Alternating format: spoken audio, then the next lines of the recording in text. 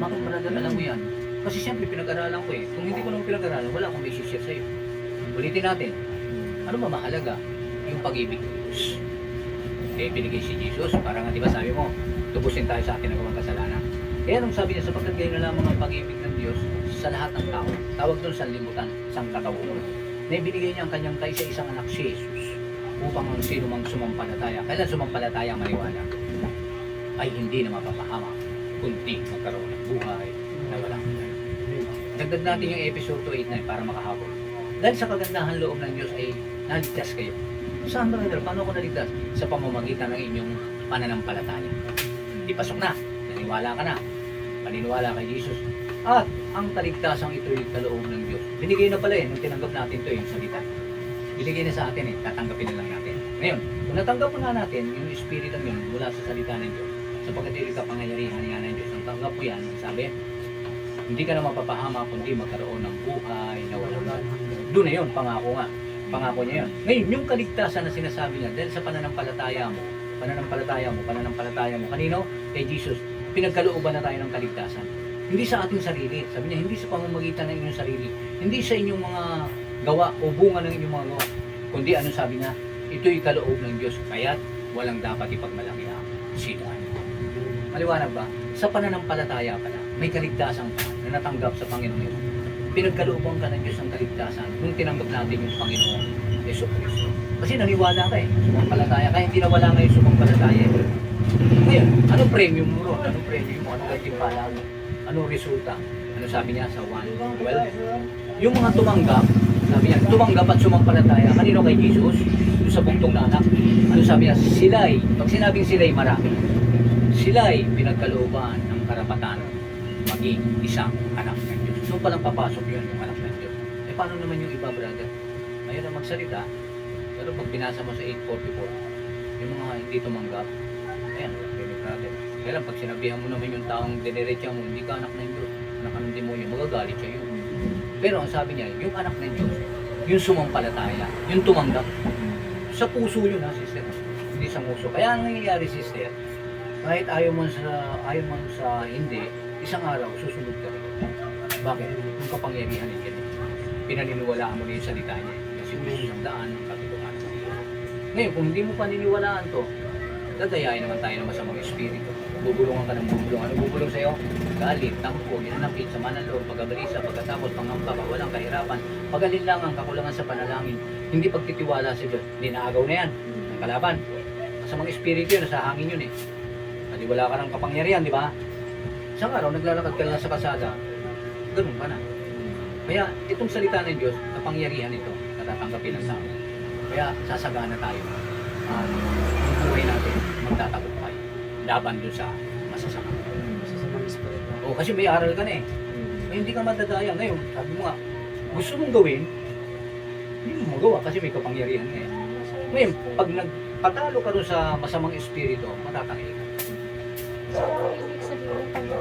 Pag nagpatalo ka lang. Pero ang katotohanan, tao lang tayo ha. Brother, tao lang tayo. Ang namumuhay sa laman, ito laman, ay sa laman nga. Ano mangyayari sa kanya? Magdudulot ito ng kamatayan. Ngunit ang namumuhay sa espiritu sa salita ng Diyos ay aani ng buhay na walang hanggan.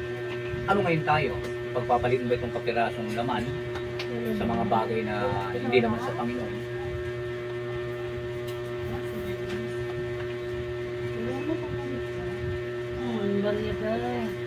Ano naman ang promise niya, brother Tito? Last na to. Doon lang muna tayo para medyo huwag na masyado marami kasi siyempre hindi masyado. Doon lang tayo kay Jesus, saka yung pag-ibig ng Diyos. Saka yung sa katotohanan, karunungan ng Diyos, pangunawa. Kung kunin natin dito yung pangunawa. Kasi kung hindi naman natin naunawaan to, kahit balik-balik ako na 5 taon dito o 10 taon. Pag tinanong, sino si Jesus? Wala na, tapos na. Pero parang nung araw kami, 1991, nakaganon kami doon sa may sulok. Sinesermonan kami ng pastor patungkol kay Eva Tadan, sa mga kasalanan ni Eva Tadan, di ba? Sabi niya, anong nasa mensahe? Makinig ka. Mga bata kami, kumbaga sa sanggol pa kami sa pananaw. Makinig ka. Alam mo naman ako nakikinig. Tapos ang tinanong kami, bumalik. Nagtatanong yung pastor, sino yung nakinig? Taas pa kami kamay. Ano na pag-aralan? Ano na? Maganda, maganda. Ano maganda? Maganda. Ano pa maganda? Anong pamagat? Di ba sister ginawa, ano pamagat? Maganda na, maganda. Tapos sabi ng pastor, o, tinan nyo, hindi kayo nakikinig. Mahiya kami, oh. Kasi ikaw eh. Ayun pala, Ebat Adan. Ngayon, tayo rin, kahit na nagkasala, sabi niya nga, matatawarin din tayo. Roma 5 verse 1. Kaya may talata para sigurado. Kaya binibigyan ko ng talata kasi kung sasabihin ko lang katulad yung ibang kausap ko, ba hinuhuli ako. Saan makikita yung ano, yung pananampalataya? Sabi ko, palata na. Sige. Pero tatanggapin mo. Oo, pag nasagot mo. Okay. Share ko yung episode. Yan mo ha, pananampalataya. Usapin mo, pananampalataya. Dahil sa kagandahan loob ng Diyos ay naligtas kayo sa pamamagitan ng inyong pananampalataya. O ngayon, tiwala ka na, pananampalataya. Ligtas ka ba o hindi? Ito lang, sabi ngayon, ito lang. Ang kaligtasan ito ay kaloob ng Diyos. O, tinan mo, kung maniniwala ka, di ba? Kaloob ng Diyos, binibigyan ka ng kaligtasan ng Diyos.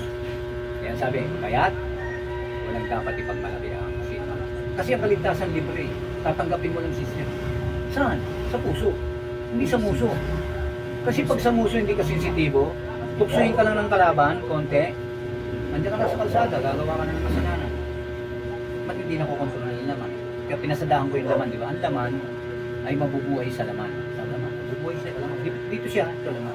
Gusto kong ligarilyo, excuse me, gusto kong manito, gusto kong beer house, gusto kong ganito, lahat. Ang kasalanan, gusto ko, laman.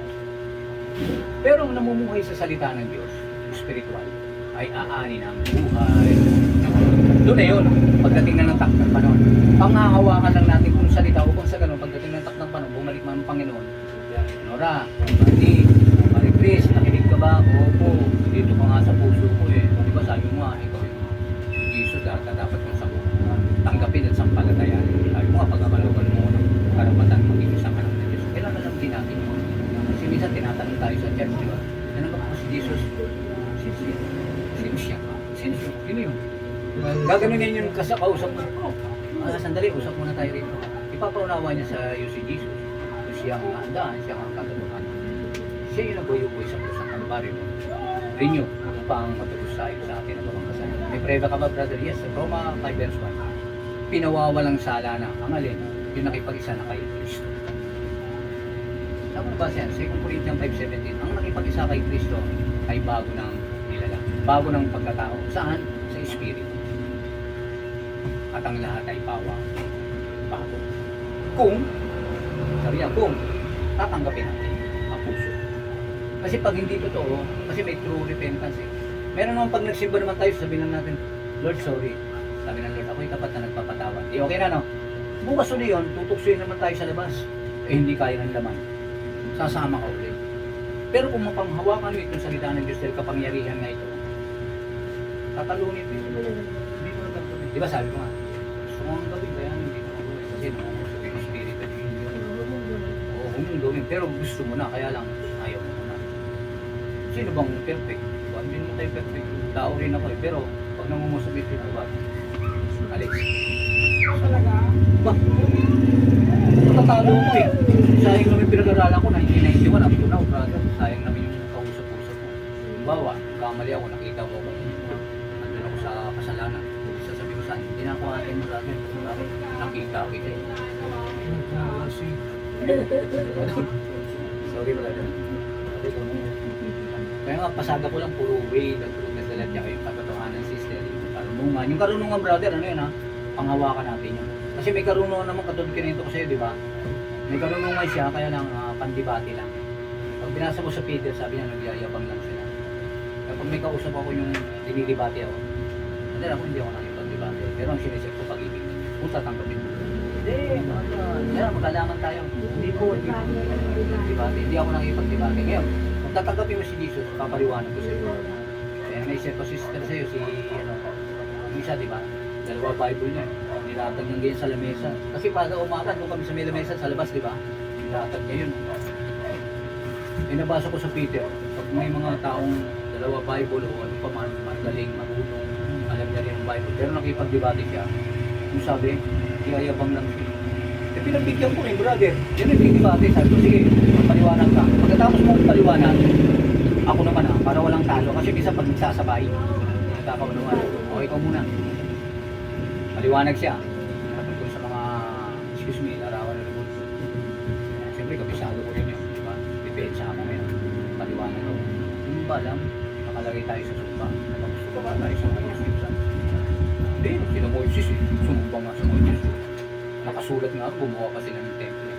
Sinabihan na sila ng Moises na huwag sasamba. Pero ang ginawa, gumawa pa rin sila, di ba? Ayun, pagkaalam niya, dahil gumawa, yun ang totoo. Kasi kung dapat aalamin mo bawat message. Hindi pwedeng, kung kinabasa mo ganito, tumayo sila ng May temple. kuha ka. Yan o. Kuha ka. Sige, ngayon na tayo. Yan. Tayo manalangin. Yung.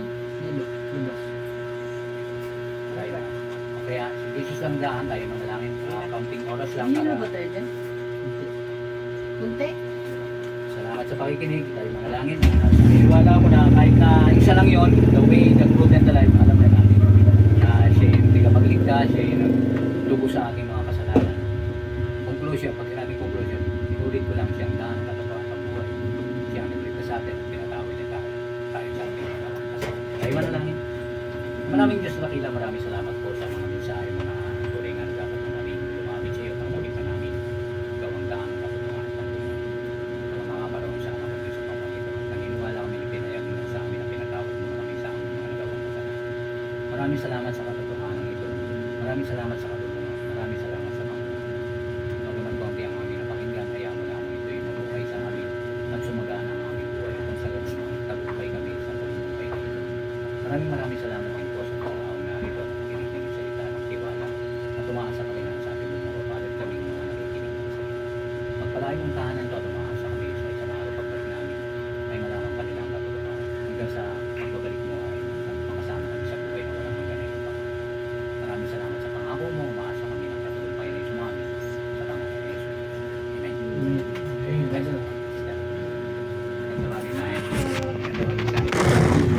ganda ba si Sir? Jesus ang daan. Okay na. Salamat po ha. Pag isang linggo may panahon na. Pag may panahon lang si Sir. Sir, pag may panahon lang ha. Salamat po. Salamat po.